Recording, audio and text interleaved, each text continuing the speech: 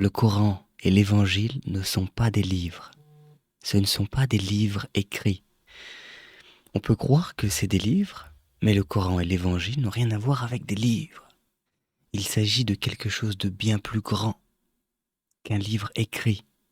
Et c'est pour cela que le Coran et l'Évangile ne peuvent être touchés. Ils ne peuvent pas être corrompus. Par qui?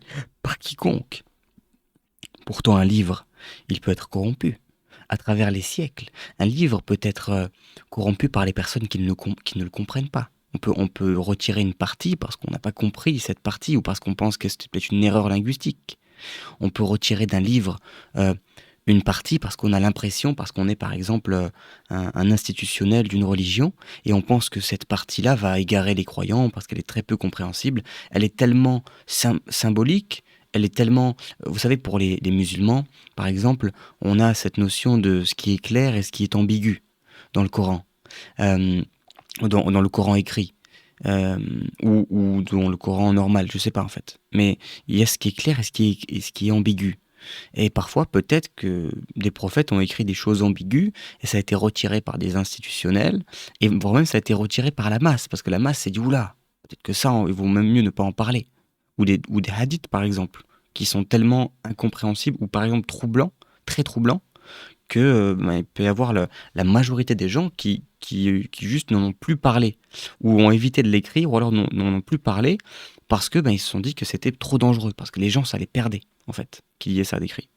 Et ils pensaient faire bien, c'est-à-dire ils pensaient faire le bien en retirant ça, parce qu'ils se sont dit, ben voilà, je dis n'importe quoi, hein, mais peut-être que quelque part, il était écrit que, il était écrit, j'en sais rien moi, le, par exemple, il y a une chose que même des chrétiens voudraient retirer, certains chrétiens, dans l'évangile de Luc, Jésus dit à des pharisiens, il va voir des pharisiens, et il leur dit, le royaume de Dieu est au-dedans de vous.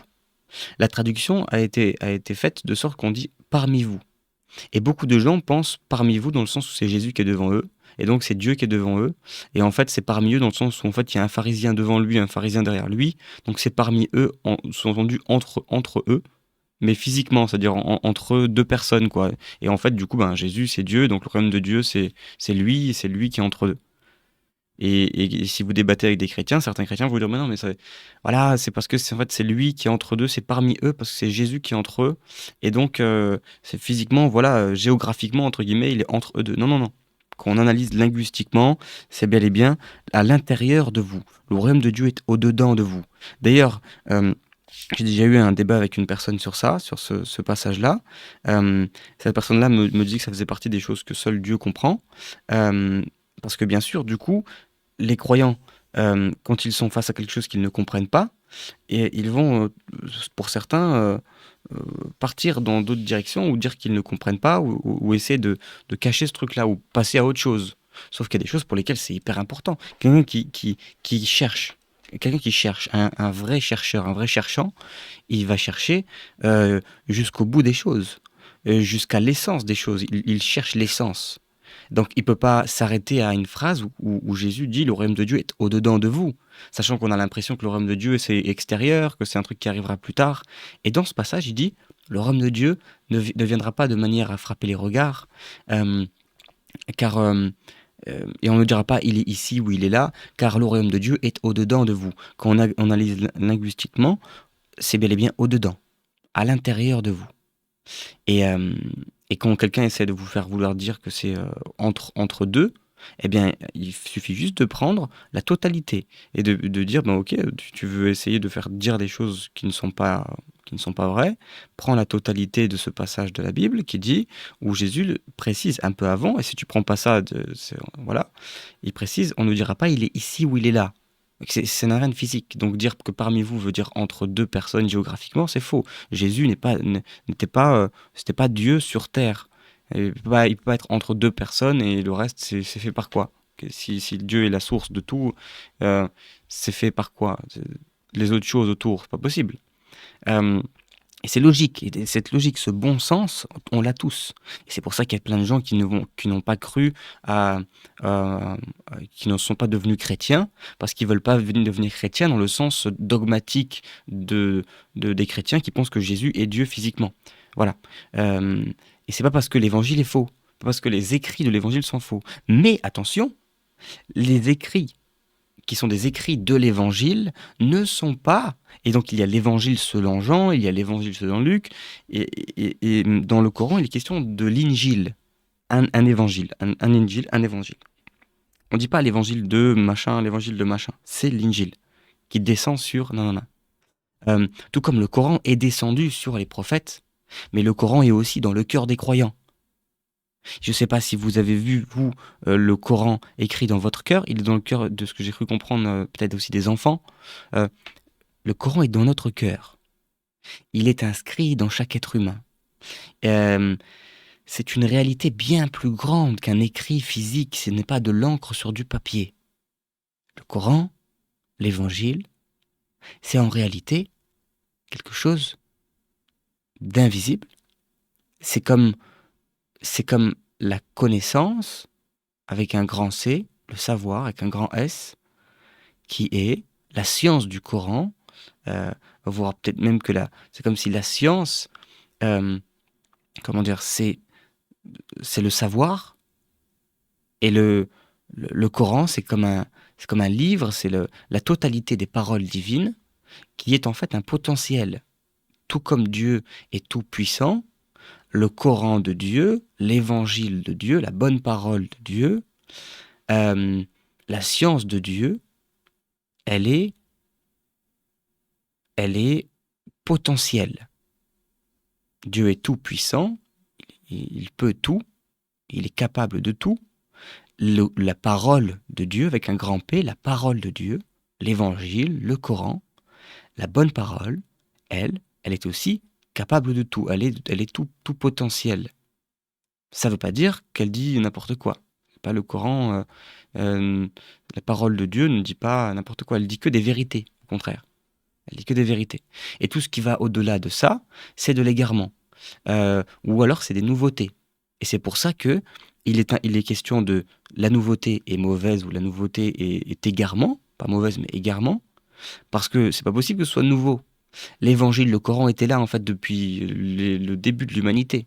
Quand Dieu a créé entre guillemets le monde, euh, il a fait, il a aussi créé le logos, la parole, et la parole s'est faite chair.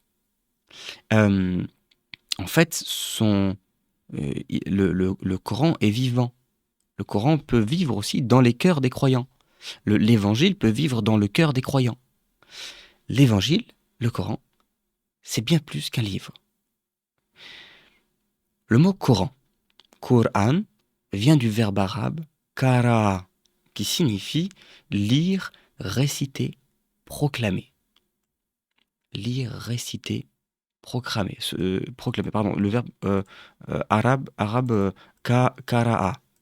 Mais en vérité, le Coran, c'est plus qu'un texte écrit. C'est bien plus qu'un texte écrit. C'est la parole vivante, le verbe divin descendu, le message inspiré. C'est un Coran glorieux, inscrit dans une tablette gardée.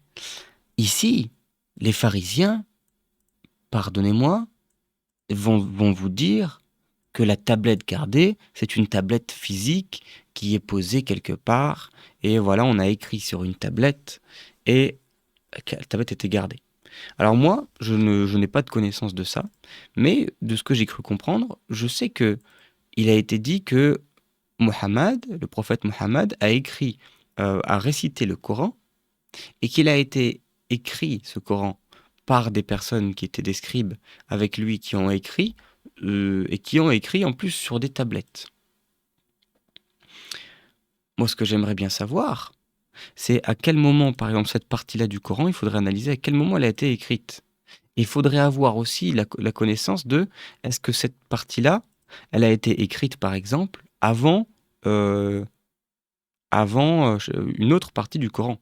Imaginons que, je dis n'importe quoi, le prophète avait un âge X, et en fait, est-ce qu'il n'y a pas eu un moment Y plus tard, où il a redit un truc qu'ils ont écrit dans le Coran, donc dans le livre physique qu'on connaît aujourd'hui, et là, il y aurait un problème si c'est le cas. Parce que ça voudrait dire que euh, c'est un Coran glorieux inscrit dans une tablette gardée, ça voudrait dire que, par exemple, le prophète Mohammed a dit que le Coran glorieux, il est inscrit dans une tablette gardée, et pourtant, au moment où il disait ça, c'était même pas encore inscrit. De toute manière, là, en fait, en soi, quand il a dit ça, quand il a prononcé cette phrase, le scribe était sur le point d'écrire, donc c'était pas inscrit au présent. Le Coran n'était pas inscrit déjà au présent dans une tablette gardée, puisqu'il venait de sortir cette phrase. Là, le scribe, il est sur le point d'écrire. Donc le Coran n'est pas inscrit sur une tablette, vu que là, il parle au présent. Il ne dit pas, il sera inscrit sur une tablette gardée, et notamment cette parole que je viens de dire. Non, c'est déjà inscrit. Le Coran glorieux est déjà inscrit sur une tablette gardée. Ici, c'est symbolique. C'est symbolique. Le Coran glorieux, c'est la parole. C'est la parole. Le Coran vient du verbe arabe kara'a. J'aimerais bien savoir s'il n'y a pas aussi une autre connexion dans la signification, qui vient du mot lire, réciter ou proclamer. Disons par exemple la proclamation. La proclamation, c'est une proclamation glorieuse. C'est une parole glorieuse, inscrite dans une tablette gardée. Ce n'est pas une tablette physique, ici c'est symbolique. Les chiites et les soufis disent que le vrai Coran est auprès de Dieu, dans le livre caché, Al-Kitab al-Maknoun. Maknoun, pardonnez-moi si ce n'est pas correctement prononcé. Et que le texte écrit n'en est qu'un reflet terrestre. Bien sûr, c'en est qu'un reflet terrestre. Et au-delà d'un reflet terrestre, ce n'est qu'un reflet terrestre. Le Coran écrit, ce n'est qu'un des reflets du vrai Coran, de la vraie parole avec un grand P. Tout comme dans la Bible et dans les évangiles du Nouveau Testament, la parole, quand il est question de la parole, eh bien la parole avec un grand P, ce n'est pas la Bible écrite. Les chrétiens aussi se sont trompés sur ça. Et ils ont pensé que quand il était question de la parole dans la Bible, quand on dit la parole avec un P majuscule, ce n'est pas les écrits de la Bible. Voilà. Et d'ailleurs, par exemple, parmi mes débats avec certains croyants, il y en a eu un où on a débattu de la traduction du mot écriture. Dans la Bible, il est écrit toute écriture est bonne pour enseigner on va dire, les choses de Dieu. Euh, et certains traduisent toutes les écritures sont bonnes. Ça change tout. Vous imaginez comment un mot dans une traduction peut tout changer et peut corrompre un texte. Un mot d'une traduction. Ouais, on a juste ajouté les. Non, on n'a pas juste ajouté les. Parce que si on dit toutes les écritures sont bonnes pour apprendre, eh bien, ça voudrait dire que la personne qui a dit toutes les écritures, il me semble que ça c'était dans une lettre de Paul, toutes les écritures, eh bien, si c'est toutes les écritures sont bonnes pour apprendre, alors on dit les écritures, et donc ça sous-entendrait que qu'il y a des écritures comme ça. Mais dans d'autres cas, quand c'est ce que je pense être la vraie traduction, toute écriture avec un E majuscule, toute écriture est bonne pour enseigner les choses de Dieu. Et quand on dit toute écriture, si moi je vous dis toute écriture est bonne pour apprendre, c'est pas pareil que si je vous dis toutes les écritures sont bonnes pour apprendre. Parce que si je vous dis toute écriture, ça veut dire toute écriture divine est bonne pour apprendre. Et donc quand je vous dis toute écriture divine est bonne pour apprendre, ça veut dire que ça peut être une écriture divine qui est inspirée dans telle communauté, dans une autre communauté. Et voilà, par exemple, ce qu'on traduit comme ce que c'est vraiment dit par Paul, toute écriture est bonne. Ceux qui ont des oreilles pour entendre comprennent que le Coran, c'est des choses vraies qui sont inscrites dans le Coran, même si elles sont très difficiles à comprendre. Il y a des choses qui sont très difficiles à comprendre. Il y a des choses ambiguës, tout comme dans la Bible, hein, tout comme dans l'Ancien Testament et le Nouveau Testament. Mais c'est aussi une écriture sainte. Et toute écriture est bonne pour apprendre et pour enseigner. Voilà, même le Coran. Ça, c'est un message que je passerai, entre guillemets, à des chrétiens. Euh, et ce qui est écrit, c'était toute écriture. Mais pourtant, certains corrompent et dans la traduction, mettent toutes les écritures. Et c'est pas du tout pareil, parce qu'on met les écritures, Certaines, enfin, c'est les écritures et c'est déjà figé, quoi. Si on dit toutes les écritures, c'est déjà figé. C'est les écritures qui existent déjà, c'est les écritures. Si on dit toute écriture, c'est pas figé. C'est-à-dire, c'est toute écriture divine, elle l'est. Donc ça veut dire que ça peut être après, avant. Si on dit les, c'est que ça existe déjà. Donc, il contient des versets clairs, un livre auprès de nous, élevé et plein de sagesse. Il contient des versets clairs, un livre auprès de nous, élevé et plein de sagesse. Bien sûr, le Coran, la parole qu'on peut accueillir en nous, qu'on peut recevoir, contient des versets clairs. Elle peut nous guider nous-mêmes, de l'intérieur. C'est-à-dire, c'est pas forcément... On peut recevoir la parole avec d'autres mots que ceux qui sont écrits dans le Coran. Et c'est pour ça, d'ailleurs, chose que j'apprends aujourd'hui en cherchant dans le Coran, euh, il est dit dans le Coran qu'on peut prier Dieu avec n'importe quel nom, pas n'importe lequel, pardon, euh, avec les plus beaux noms, et qu'on peut choisir les plus beaux noms pour prier Dieu. Euh, le Coran nous invite à une vraie autonomie. J'allais dire liberté, mais une vraie autonomie dans notre foi. Une autonomie. Tout le contraire de ce qui nous a été, de ce qui nous est euh, insufflé par les dogmes. Tout le contraire.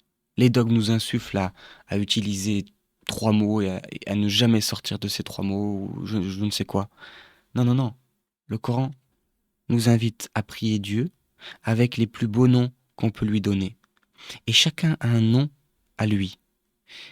J'avais fait une vidéo bon, sur une autre chaîne, mais dans laquelle je parlais des, d'un concept qui pour moi est important à connaître.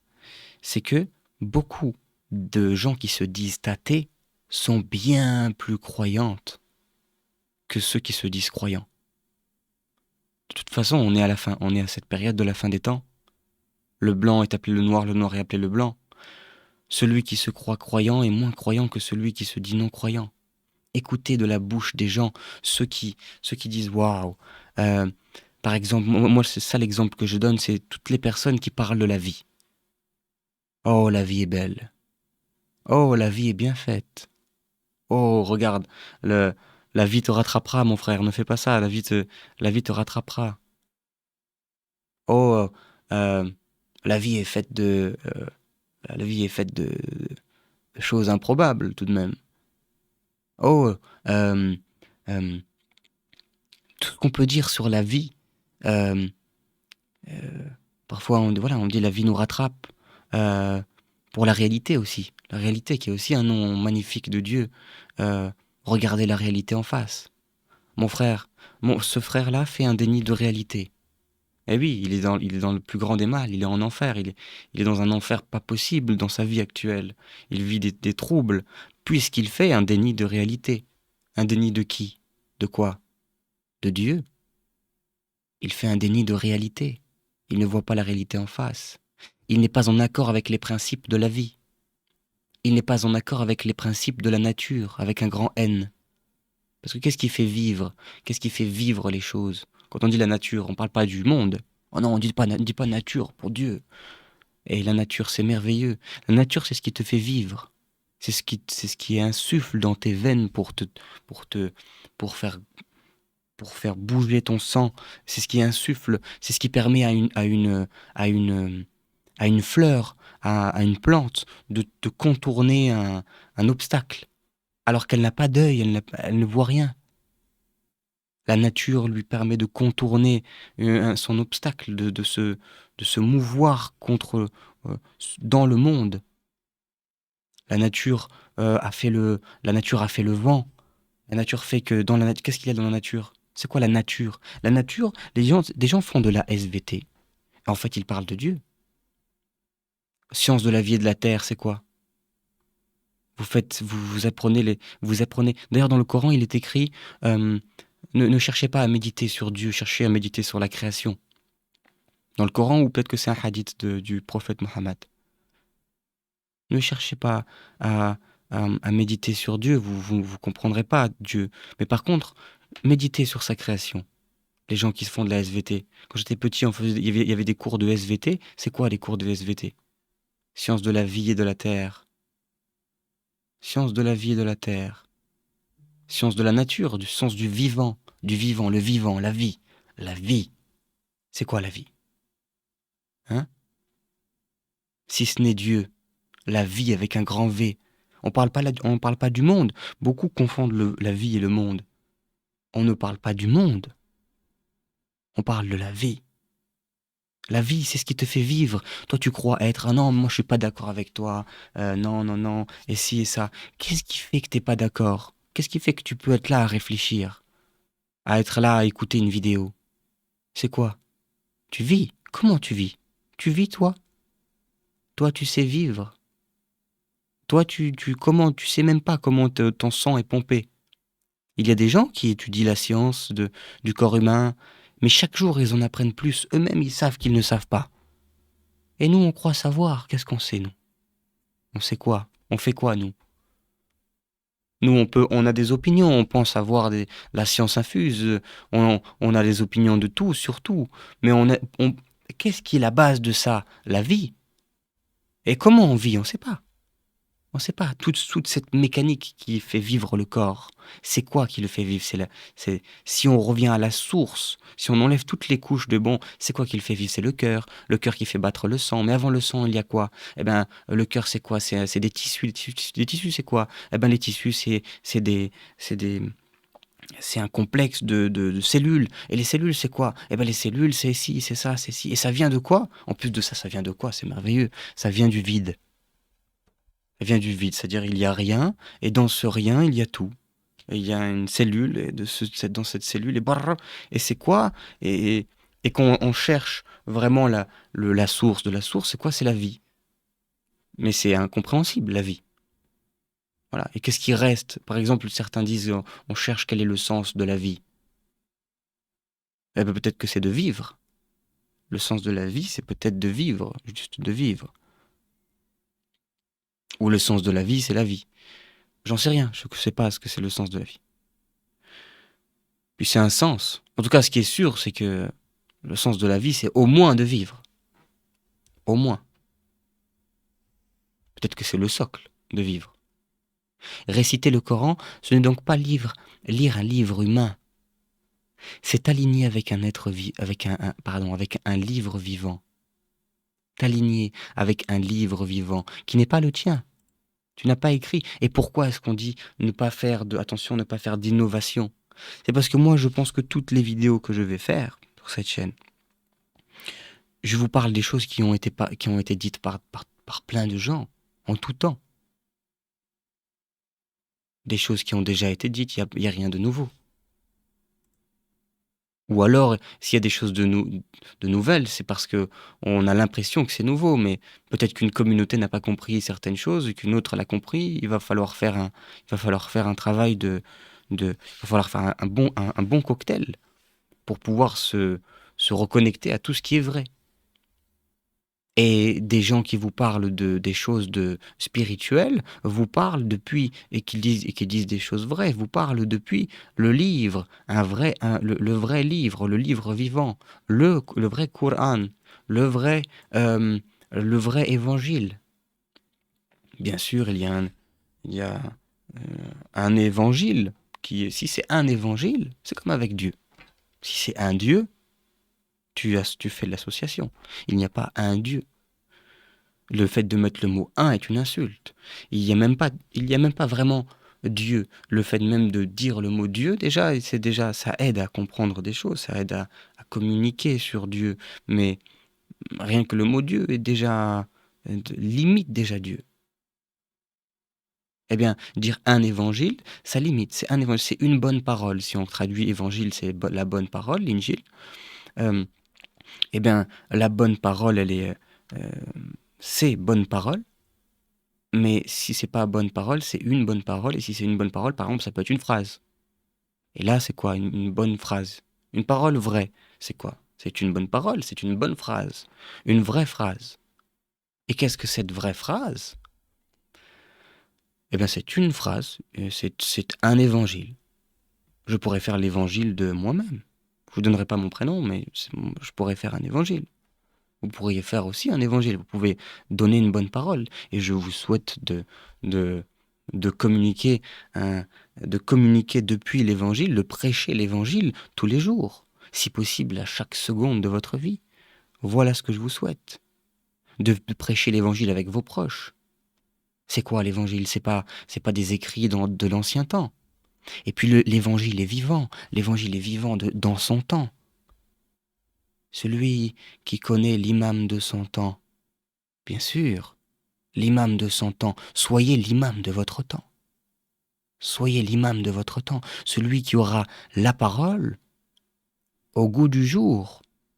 Elle n'aura rien de différent, elle va peut-être utiliser juste d'autres mots. À l'époque, peut-être qu'on parlait du royaume de Dieu. Aujourd'hui, on parlera peut-être d'un état de conscience. Un royaume, c'est quoi? C'est un état. Dieu. Si je dis conscience, ça peut être aussi un des noms de Dieu, conscience, avec un grand C. Conscience, et attention, je ne parle pas de la conscience de ce qu'on limite, et encore c'est un débat. Sachez que personne ne sait ce qu'est la conscience, tout comme personne ne sait ce qu'est Dieu. Tous les scientifiques qui veulent essayer de savoir ce qu'est la conscience, ils ne savent pas, puisque la conscience est la conscience est ce qui est. On pourra jamais savoir vraiment ce qu'est. On pourra jamais la mettre dans une boîte, la conscience. La conscience est. La conscience est. EST. La conscience est. Elle est. Elle est. Elle est. Elle est. Il est. Allah. La conscience est. C'est une fin en soi, c'est-à-dire que celui qui vit l'éveil, il vit ce qui est. Et là, il y a un point, une pause, comme dans les psaumes, une pause.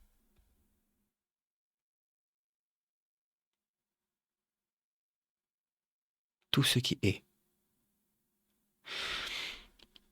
Lorsque le Coran est récité, écoutez-le attentivement et restez en silence, afin que vous receviez la miséricorde.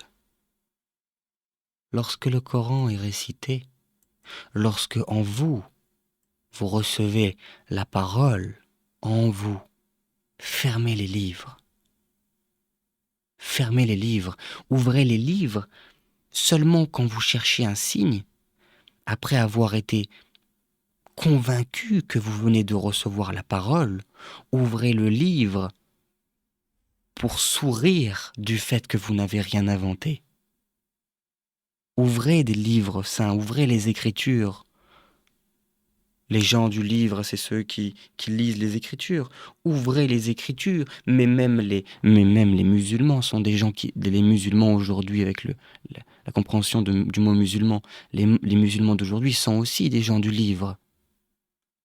Les gens du livre.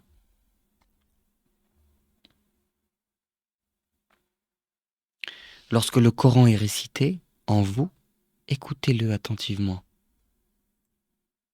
Écoutez cette parole, écoutez l'ange. Vous savez, en vous, on imagine parfois un ange et un démon, sur les deux épaules.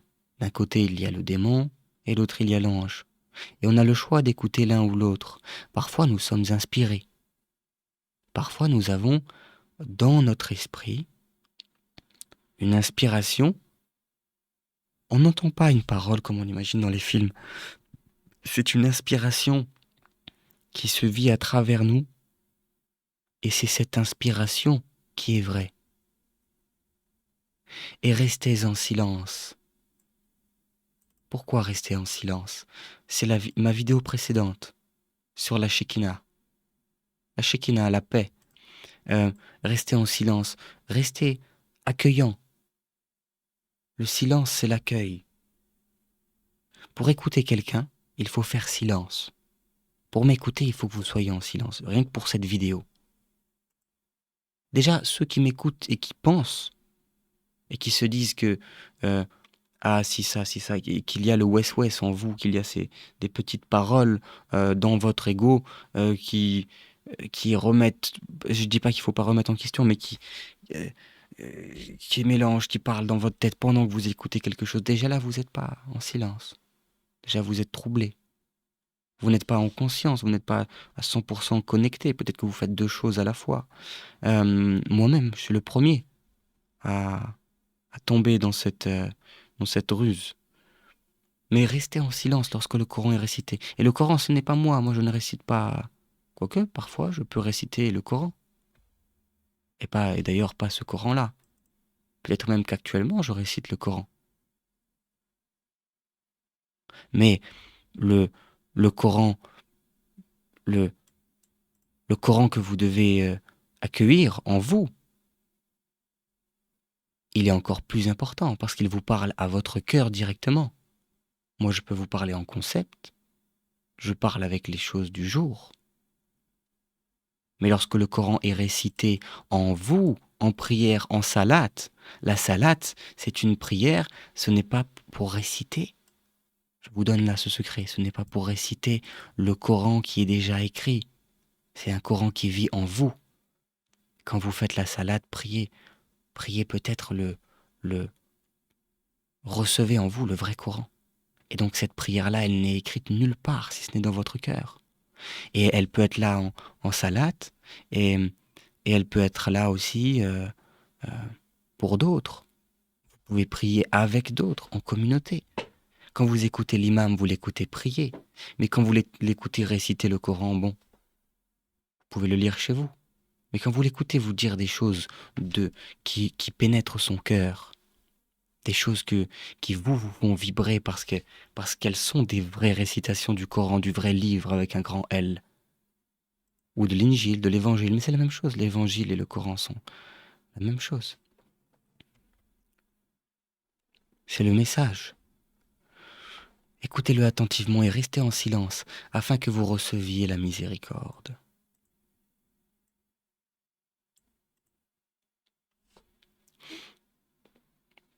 La miséricorde, c'est le, c'est c'est la conséquence. Et la miséricorde, je ne saurais pas si je pourrais dire que c'est égal, mais je dirais que c'est la paix. C'est aussi, c'est ici, euh, en miséricorde, tu reçois la paix de l'être.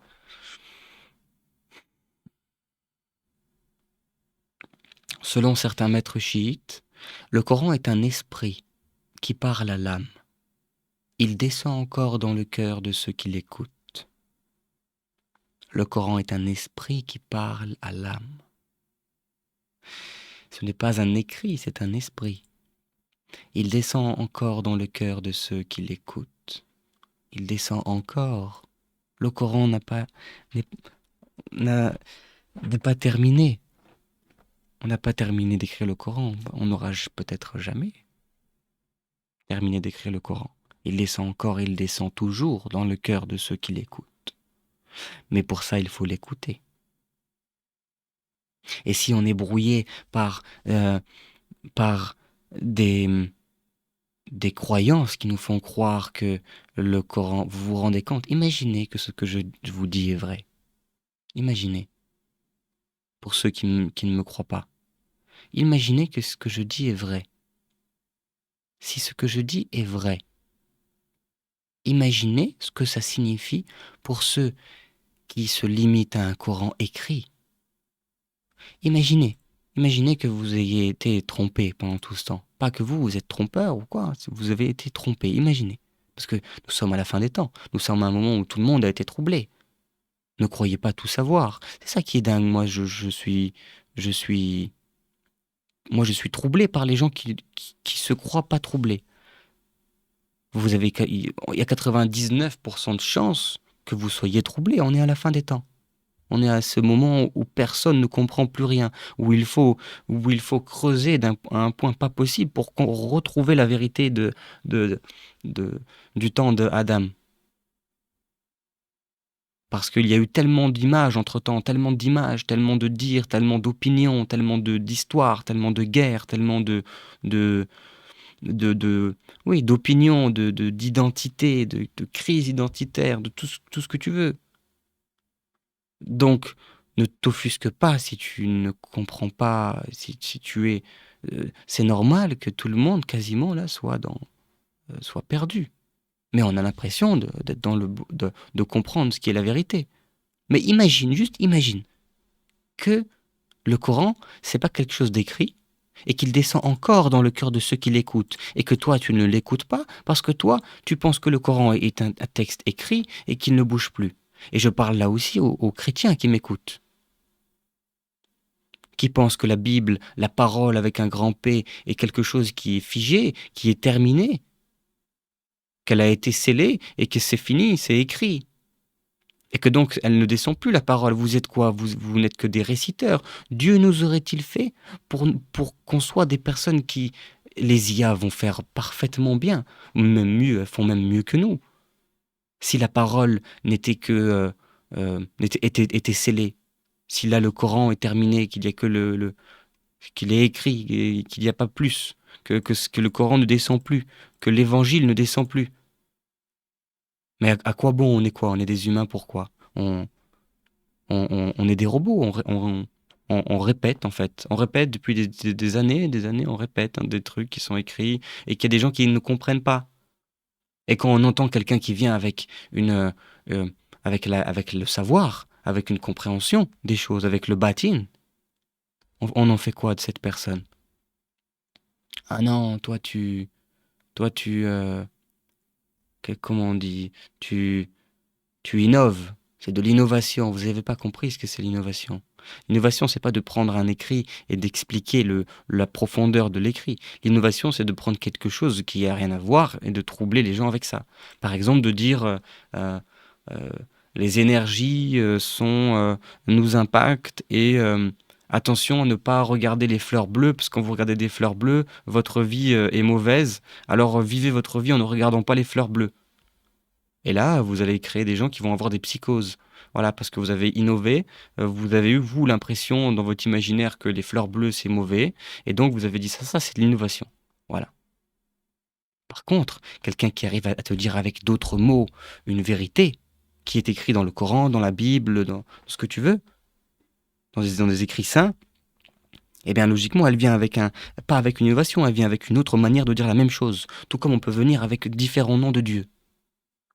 Et tout comme le Coran lui-même t'invite à prier Dieu avec les plus beaux noms possibles, pas avec le nom Allah forcément, avec les plus beaux noms possibles, avec celui qui te correspond à toi, celui que toi tu comprends.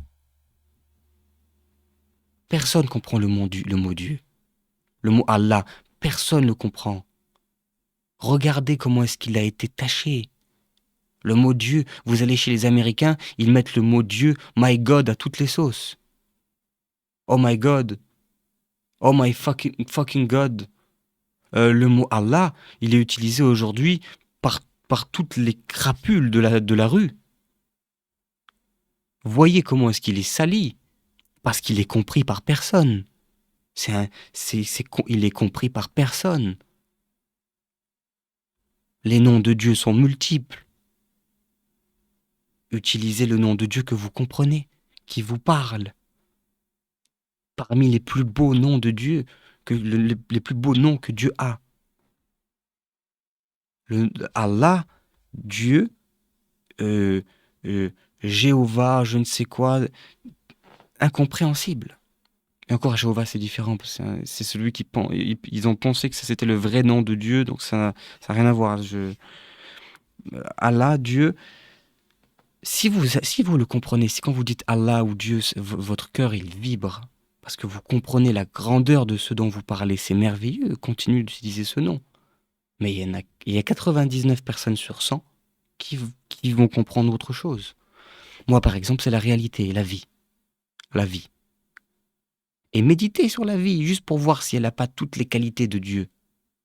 Cette vie qui vous fait grandir, cette vie qui contient toutes les possibilités, la vie. Qu'est-ce qu'il y avait au Big Bang? Si imaginons qu'il y avait la création comme ça, qu'il y a eu un Big Bang, etc. Qu'est-ce qui a créé le Big Bang si on revient à zéro? C'est pas une explosion. Qu'est-ce qui a créé l'explosion? C'est la vie, avec un grand V. Et quand je dis la vie, je vois là la, La même chose que la réalité, avec un grand R, la réalité, pas ce qu'on voit, hein, pas le- ce qu'on voit finalement de la réalité. Quoique tu vois la réalité, donc tu vois la création. La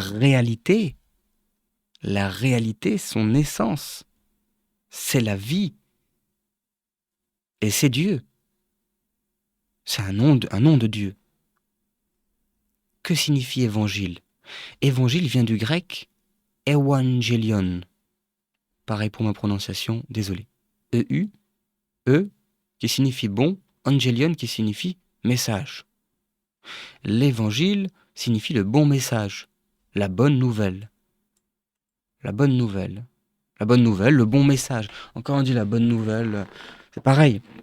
Vous voyez comment est-ce qu'on peut être euh, euh, truandé par notre ego et par nos pensées, par ce qu'on croit, par ce qu'on connaît. Moi, personnellement, quand j'ai lu la bonne nouvelle, pour moi, c'est une bonne nouvelle. Eh, j'ai une bonne nouvelle pour toi et tout. C'est une nouvelle, c'est une information. La nouvelle, c'est ce qu'on voit à la télévision. Il faut casser toutes nos croyances. C'est pas la bonne nouvelle. Allons ici. Voilà. Aujourd'hui, on a la chance d'avoir ChatGPT. Demandez-lui la signification des mots. Allez en profondeur pour comprendre et pour rechercher et pour comprendre la signification de certaines choses, afin d'éviter d'être troublé par ce que nous, on a comme idée préconçue dans notre tête. L'évangile, la bonne nouvelle, moi je connaissais cette traduction. Le bon message, quand on va voir l'étymologie, c'est le bon message. Ah, déjà, c'est plus simple à moi pour comprendre. C'est pas une bonne nouvelle, parce que pour moi, une bonne nouvelle, c'est quelqu'un vient de naître, je donne la bonne nouvelle. Et quand on dit la bonne nouvelle, ben voilà, oh, ben Jésus est né, c'est vraiment une bonne nouvelle, hein. Il y a un être humain qui est né, je vous donne cette bonne nouvelle. C'est une bonne nouvelle, c'est une bonne information, quoi. C'est TF1. On n'est pas sur TF1. C'est le bon message, l'évangile. Et l'évangile, le bon message, peut être prêché par tout le monde. On dirait même que si l'évangile c'est le bon message, prêcher l'évangile c'est le bon message, c'est même la finalité. Si on devait dessiner quelque chose, le bon message, c'est la finalité. C'est au moment où il sort de la bouche du croyant. Et peut-être que ce bon message-là vient du Coran. Mais c'est pareil, c'est pas qu'il vient du Coran. Ça sert à rien de s'imaginer des trucs d'après. Ah, trop bien, c'est les musulmans qui ont raison, pas raison, en premier, en un machin, ou qu'est-ce qui vient de quoi d'avant et tout. Là, on parle de mots et tout. Il y a aucune. On n'est pas dans ça, là. On dit en fait que le livre, le grand livre, moi par exemple, comment je vois le grand livre, c'est euh, euh, comment était euh, c'est ce dont parlait Jung. C'est le tout dans lequel tout est pris. On a aussi des religions qui parlent de ça, qui parlent de la euh, entre guillemets de cette conscience collective. Vous savez, ce qui contient toute information. Et c'est ce qui permet des choses un peu étranges. Parfois, peut-être qu'il y a je dirais pas des bugs, hein, mais il y a des choses qui font que, alors certains diront que c'est des signes, où bah, ils vont peut-être pouvoir tirer dans le livre euh, une autre, euh, une autre langue ou, ou quelque chose d'autre, ou alors une information qui vient pas forcément d'eux, ou de savoir quelque chose qui vient peut-être du futur, ou pas. Pourquoi? Parce qu'il y a un grand livre dans lequel tout est écrit. Il y a le passé, le futur, le présent, il y a les enseignements les plus importants, il y a la loi. La loi, c'est quoi? C'est la loi de la nature. La loi de la nature. Quand on dit la loi de la nature, tout le monde comprend. La loi de la nature. C'est quoi les lois de la nature? Ben, il y a la gravité, mais il y a aussi le fait que qui sème le vent récolte la tempête. C'est pour ça la crainte la crainte de Dieu, la crainte de la nature. Ben oui, la nature, si tu tapes sur un bâton alors qu'il y a une pierre qui est au milieu du bâton, parce que cette pierre, elle, elle symbolise l'équilibre, elle est au milieu de ce bâton, tu regardes le bâton dans les yeux, tu regardes la nature, tu regardes la réalité, tu regardes Dieu, et tu tapes sur le bâton. Eh ben l'autre bout du bâton, il va te retourner dans la tête. Et tu auras pris la loi de la nature dans la tête. Tu auras pris les conséquences de tes actes. Tu auras juste tapé sur le bâton, alors que le bâton, par nature, parce que la nature fait que ben, quand on appuie sur quelque chose avec un balancier, le balancier ça se lève et ça rentre dans ta tête, ça revient vers toi, ben voilà. Il y a des choses comme ça. Et il y a aussi le bon. Loi de la nature, tu prends une graine qui, elle, contient justement la vie et l'information, des informations de dingue pour faire grandir une plante. Enfin, déjà, ça, c'est fou. Tu prends une graine, tu la plantes, et ben, tu récoltes les fruits. Et là, c'est beau. Et pourtant, c'est le même concept. Tu as fait une action, tu as récolté les conséquences. Bah, tu récoltes soit le bien, soit le mal. Donc, là est la crainte ou la miséricorde pour la vie active, la vie quotidienne. Ça, les lois de la nature, c'est les lois de Dieu. Là est la crainte ou la miséricorde de Dieu. Mais en fait, elle vient de quoi, du coup? De toi-même. Enfin, je veux dire, c'est tes actions c'est pour ça aussi les hasanet, les bonnes actions, les mauvaises actions, les ci, les ça. Alors effectivement, si tu vas dans un champ euh, et que bah, tu fais des conneries au départ, ou par exemple quand on est enfant, on fait des bêtises au départ, puis après on fait des choses un peu mieux, ou alors on répare nos bêtises, on va demander pardon euh, à des personnes autour de nous, ou alors je sais pas, moi, on fait un champ, et dans le champ on va mettre des mauvaises choses, et des endroits où on va faire n'importe quoi, et d'autres endroits où c'est bon, on va avoir compris nos erreurs, et on va mettre des bonnes graines, et ben cette bonne graine-là, euh, peut-être qu'il y aura assez de fruits pour nous nourrir, et donc on va rester en vie. Et voilà, c'est bon. Euh, mais il y a cette notion-là de ce qu'on sème. Mais c'est une loi de la nature. C'est pas quelque chose c'est pas quelque chose d'abstrait. C'est pas abstrait, c'est pas, voilà. Euh, et puis après, il faut comprendre les symboles. Des fois, quand on dit, tu fais ça, ça te règle ça pour un an, etc. Enfin, il y a des choses qui sont dites des fois où, je pense, que ça peut amener des gens à faire des choses mauvaises, mais parce qu'il faut comprendre les symboles, quoi. Si on lit les choses littéralement, surtout, il y a des fois où et même souvent, vous imaginez, alors vous l'imaginez peut-être pas pour la religion, pour certains, mais pour la vie active, ce serait dommage, quoi, qu'on entende absolument tout d'un point de vue littéral.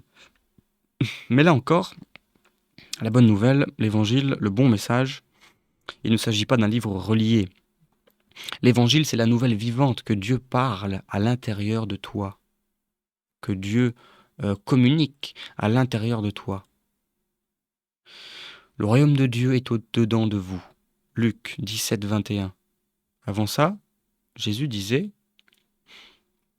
les pharisiens lui posent la question, euh, dis-nous, dis-nous, beau gosse, c'est quoi le royaume de Dieu? C'est où? C'est où? C'est quand? C'est, c'est quand? C'est quoi? Dis-nous. Tu parles souvent du royaume de Dieu, dis-nous. Et Jésus il leur répond, on ne dira pas, il ne viendra pas de manière à frapper les regards, le royaume de Dieu. C'est pas quelque chose qui vient à frapper les regards. C'est pas, waouh, regardez là-bas, le royaume de Dieu, waouh, la dinguerie. Non. Il ne viendra pas de manière à frapper les regards. On ne dira pas, il est ici ou il est là. Donc, ce n'est pas physique. Il est ni ici, il n'est pas ici ou il est là. On ne dira pas ça. Il est nulle part. On ne fait pas qu'on le voit. C'est pas qu'il est quelque part. Car, il le dit aux pharisiens qui lui posent la question, car le royaume de Dieu est au-dedans de vous. Le royaume de Dieu est au-dedans de vous. Le royaume de Dieu, on y entre. Après, Jésus a plein de paraboles pour parler de comment on peut entrer dans, dans le royaume de Dieu et régner avec Christ dans le royaume de Dieu. Euh, Là, bon, peut-être que ça complexifie un peu les choses, mais peu importe. Le royaume de Dieu est au-dedans de vous. Et c'est dans ce royaume de Dieu, c'est dans le royaume de Dieu, qui est à l'intérieur de nous, euh, que Dieu peut vivre si on lui laisse la place, et on peut recevoir la parole à l'intérieur de nous, qui va nous aider pour notre vie, mais qui peut être aussi partagée, communiquée, prêchée par nous-mêmes, par l'imam. L'imam de notre temps, ça peut être chacun de nous. Jésus, Issa ou Aïssa, dans cette vision, n'apporte pas un livre, mais la vibration même du Verbe. Il nous apporte quoi? C'est que le royaume de Dieu, il est au-dedans de nous. Il n'est pas extérieur.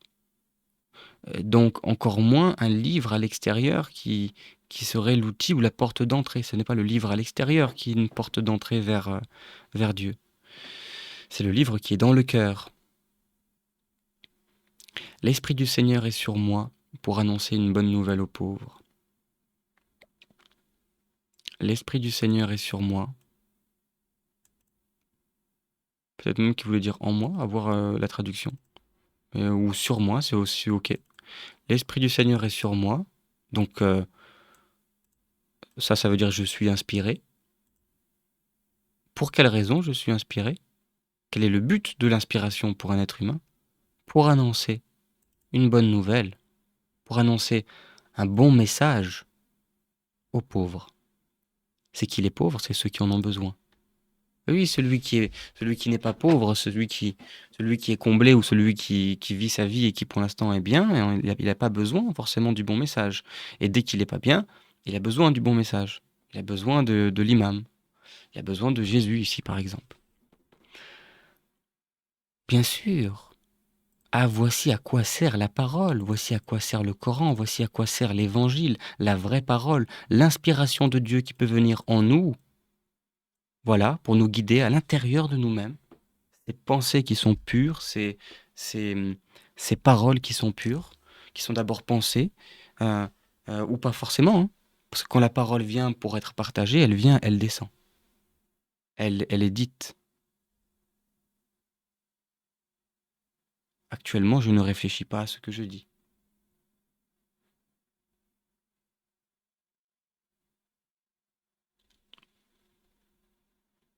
À quoi sert l'inspiration? À annoncer une bonne nouvelle aux pauvres. Si à ce moment-là, c'est toi-même le pauvre, eh bien Dieu merci, tu viens de recevoir l'inspiration, tu as reçu l'Esprit du Seigneur pour annoncer une bonne nouvelle, un bon message à toi-même, le pauvre. Et quand et à certains moments, l'Esprit du Seigneur est sur toi pour annoncer un bon message aux pauvres, à ceux autour de toi qui en ont besoin. Tu es un acteur de la vérité. Tu es un acteur du bon message pour les pauvres, pour donner de la lumière au monde. Les mystiques disent que le Christ est la parole incarnée et que l'évangile est ce que la parole te murmure intérieurement. Le Christ est la parole incarnée. Le Christ, c'est ce dont je parle, c'est le Logos. C'est ce dont je parle dans la vidéo juste avant, avec la Shekinah et le Logos. En position de Shekinah, en position de paix, d'acceptation de tout ce qui est, on peut accepter la parole de Dieu en nous. Et cette parole en nous, qui est puisée dans le livre, avec un grand L, elle devient la parole incarnée. Elle devient le Verbe qui s'est fait chair. Et ainsi, la bonne parole, le bon message sort de ta bouche. Et toi, à ce moment-là, tu es le Christ, c'est-à-dire tu incarnes la parole. Tu incarnes la parole. Christos. Christos qui signifie loin. Loin. Celui sur qui on a mis l'huile. L'huile, c'est la parole, le logos.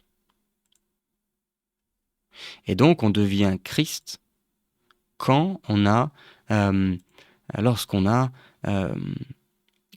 été en capacité donc féminine, symbolisée aussi par la lune, quand on est en capacité d'accueillir, on revient à nouveau à la coupe ici à droite, quand on est en capacité d'accueillir, que la coupe est ouverte parce que nous avons lavé nos mains avant la salate, avant de pouvoir parler aux autres ou à nous-mêmes des choses qui sont belles, des choses qui sont vraies, des choses qui sont bonnes pour nous, pour notre cœur, pour notre personne, pour notre couple, notre famille, nos amis, ceux qui nous entourent, le pauvre, dehors, à la gare, dans la rue, le nécessiteux, le malade psychique, le malade physique. On a besoin de les aider. Comment les aider?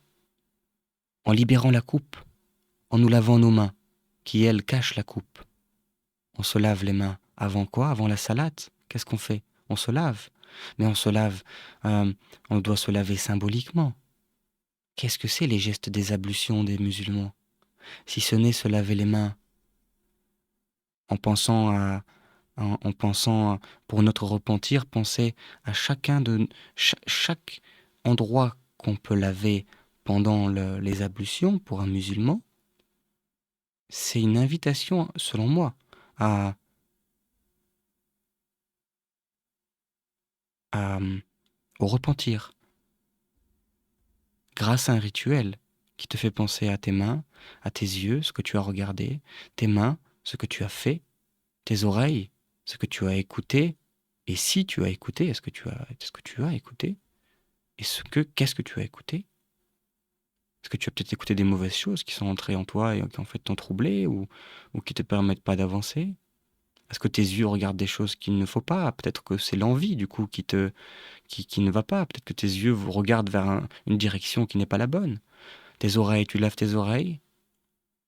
Ce que tu as entendu, est-ce que ce que tu entends, ce que tu écoutes, est-ce que tu écoutes pas trop? Est-ce que tu as pas un brouhaha de plein de choses ou de choses mauvaises ou est-ce que tu es entouré de choses ou de personnes qui te disent des choses qui sont peut-être pas les bonnes?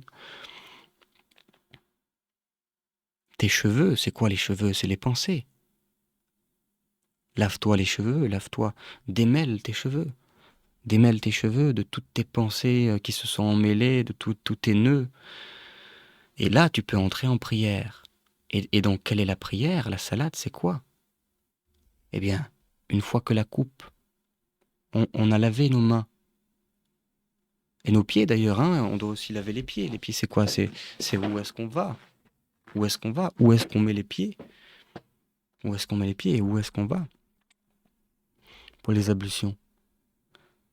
Et donc, une fois qu'on est lavé, on peut ouvrir nos mains.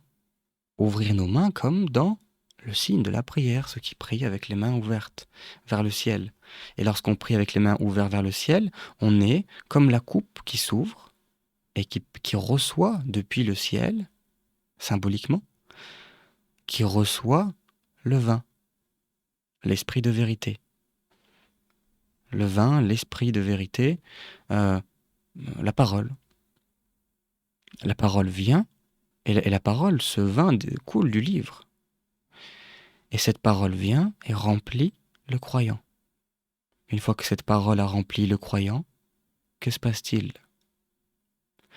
Eh bien, le croyant devient, s'il partage cette parole, il devient l'équivalent du Christ. Et il devient, entre guillemets, le corps du Christ. Et donc voilà ce qu'est la salate, peut-être. Ne serait-ce pas finalement un moment pour être inspiré par Dieu? Et donc on comprend que la salade... Et donc c'est quoi qu'on récite? C'est pas des paroles qu'en plus beaucoup ne comprennent pas, que beaucoup ne vibrent pas dans leur cœur. Ça peut être le cas. Ça peut être le cas si ça nous aide. Si des écrits nous aident à entrer en prière, pourquoi pas? Mais l'écrit doit nous aider à entrer en prière, c'est-à-dire que la prière n'est pas l'écrit. La vraie prière n'est pas l'écrit. Éventuellement, un écrit peut t'aider à entrer en prière, mais quand tu es en prière, tu reçois la parole vivante. Et cette parole vivante, elle te remplit et elle te guide. Elle te guide, elle te guérit, elle te donne.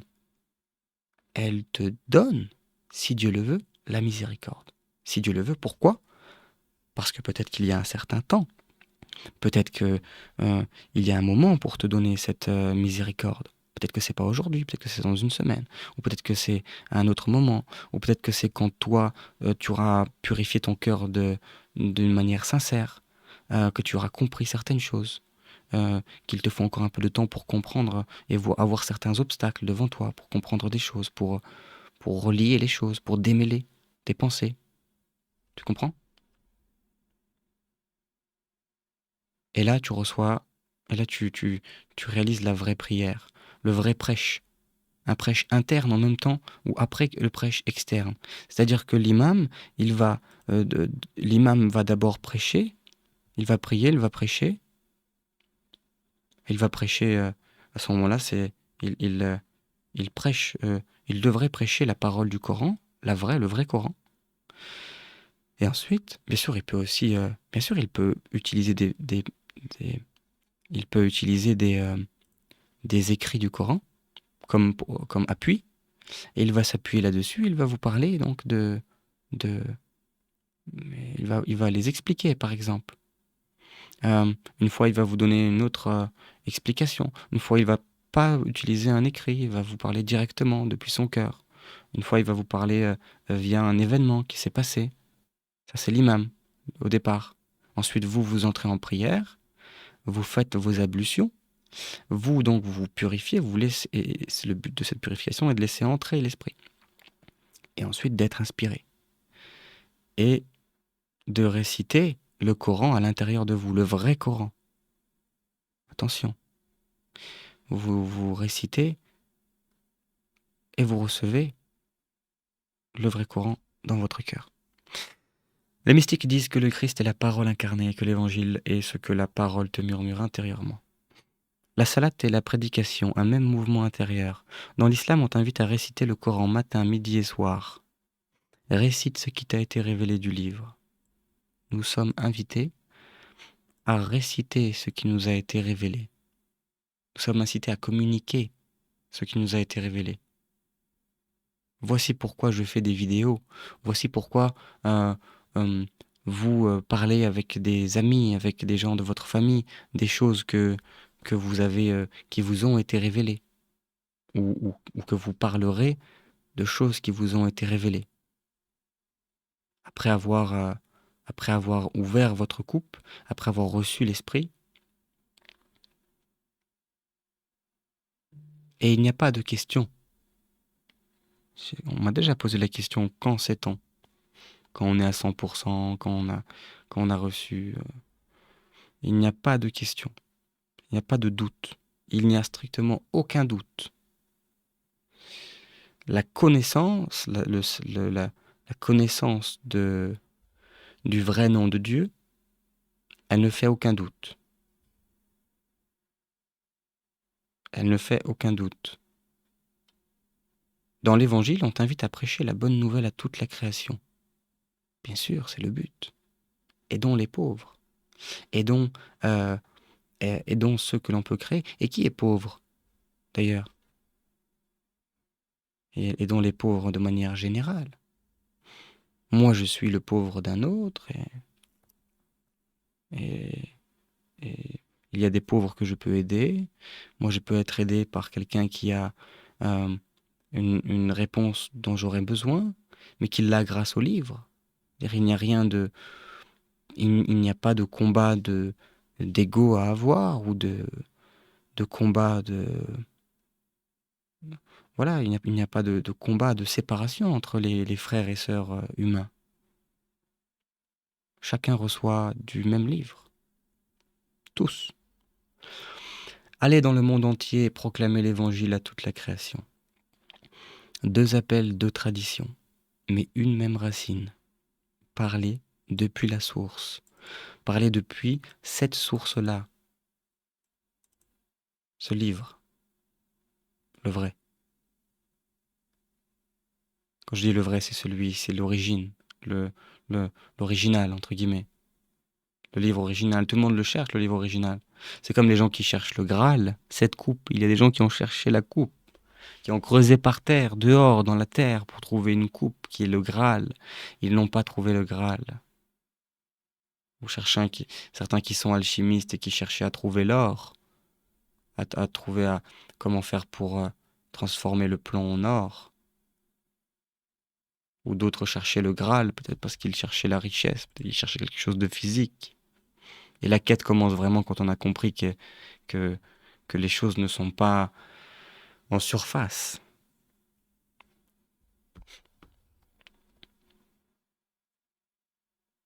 Réciter le Coran, prêcher l'évangile, c'est laisser la parole passer à travers toi. Jésus disait, lorsque je vous parle, ce n'est pas moi qui parle, mais le Père en moi. Ce n'est pas toi qui lançais quand tu lançais, mais Dieu lançait. Voici des descriptions de l'inspiration. Et vous savez, et souvent on sait qu'on a été inspiré après avoir été inspiré. Parce que pendant l'inspiration, il n'y a pas de pensée, il n'y a pas de doute, il n'y a pas de... Tout est fluide. Et après on se dit waouh. Et après il faut un temps pour analyser ce qui s'est passé, pour méditer dessus parfois. Parfois ça nous appartient même pas. On peut être inspiré pour aider quelqu'un, rentrer à la maison, oublier cette chose-là, ou alors on pas l'oublier, mais être... ou justement on essaie de chercher à comprendre alors que ça nous appartenait pas forcément. Toi, tu peux être inspiré sans le savoir, parfois poser quelque chose quelque part et, et quelqu'un va retrouver ça et ça va l'aider. Ou toi, tu vas perdre 5 euros dans la rue. Bon, là, c'est autre chose, mais euh, il y a des choses que dans l'image qui sont...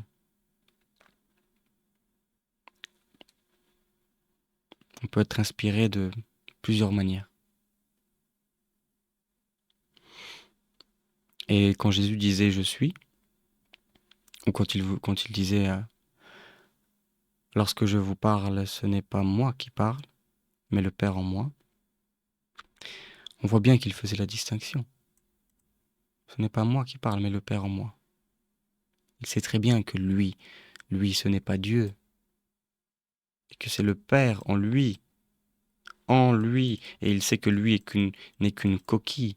Il sait que lui, le moi, c'est la coupe, et que le Père en lui, c'est le vin, qui le remplit. Et c'est ça qui est important. Et donc ça ne vient pas de lui. Par exemple, quelqu'un qui est arrogant, eh bien, il pense être le vin. Il pense être à l'origine. Il pense être l'origine des choses. Et il pense, c'est ça, Iblis. Il pense être euh, l'origine des choses, la source des choses. Il pense que c'est lui qui est à l'origine de sa vie, à l'origine de ce qu'il fait, de ce machin. Alors qu'il sait même pas comment il vit. Il sait même pas comment fonctionne son corps. Mais il pense être à l'origine de ce qu'il fait, de ce qu'il reçoit, de sa vie, de sa réussite, de ses... C'est même pas lui-même, lui-même ne s'est pas donné la vie. Il n'a même pas une pensée pour sa maman ou son papa. Il s'est donné la vie, il s'est fait tout seul. Waouh! Voilà ce qu'est, voilà ce qu'est quelqu'un qui est arrogant, qui est orgueilleux. C'est quelqu'un qui ne sait même pas comment fonctionne la vie, mais qui pense être à l'origine de tout. Ce qui est autour de lui, il pense être un point et que tout part autour de lui.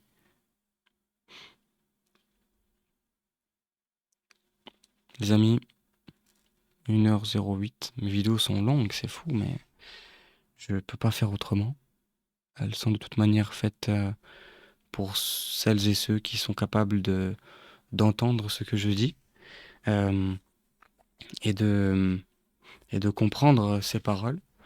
Euh, elles, euh, elles ne sont peut-être pas, euh, elles ne sont peut-être pas dans l'entendement pour des personnes qui ne sont pas prêtes à entendre ça.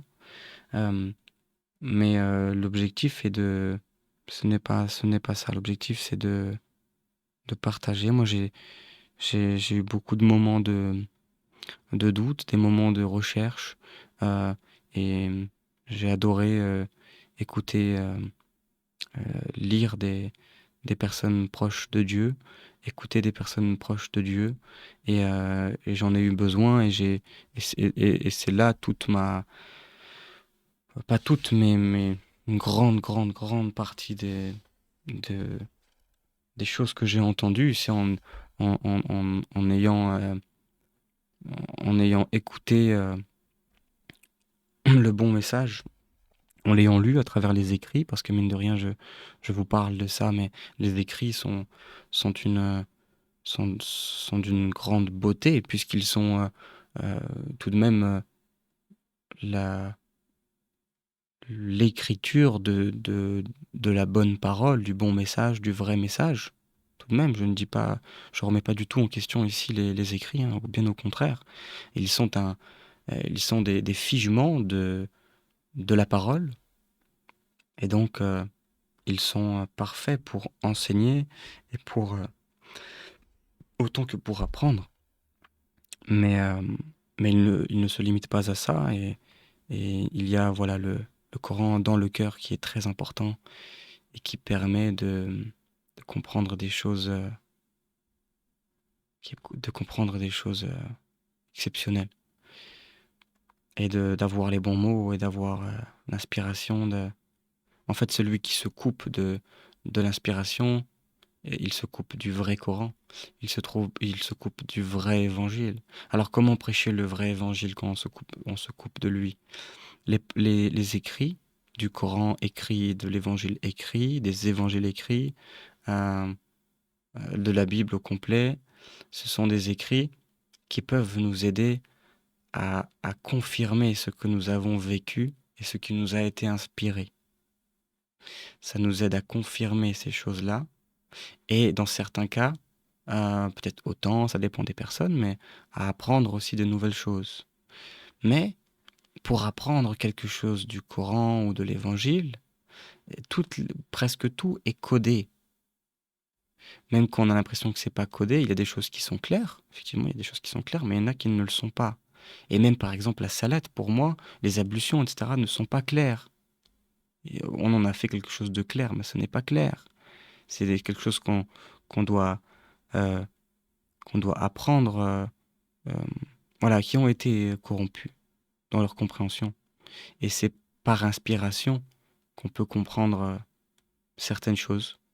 Et donc ce n'est pas les écrits qui nous amènent à l'inspiration, c'est l'inspiration qui nous amène aux écrits.